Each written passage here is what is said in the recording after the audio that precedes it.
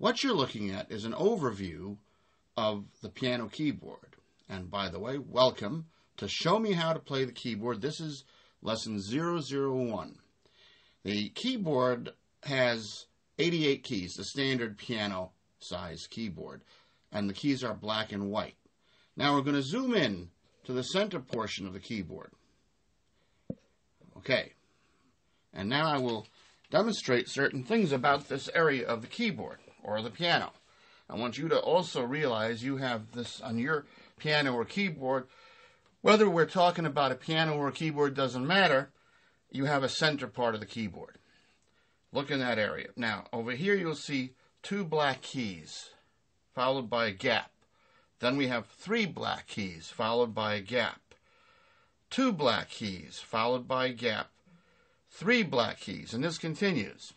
The gaps are very important, and the patterns are very important, because if we didn't have those patterns, we would not be able to identify any of the keys unless they were marked with numbers or letters, and that's silly. That's kid stuff. We don't want to learn to play by numbers.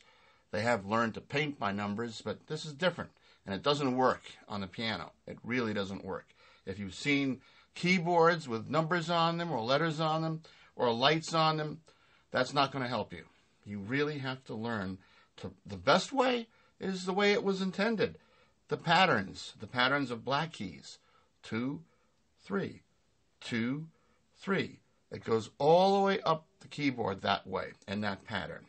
Now in the very center of your piano keyboard or your electronic keyboard, you have these 2 black keys here, this particular pattern here in the middle. 3 black keys, 2 black keys, 3 black keys, the gap in the middle. I want you to look at the 2 black keys I'm pointing at right here. Those 2 keys, okay. What they're called, we'll deal with on another lesson.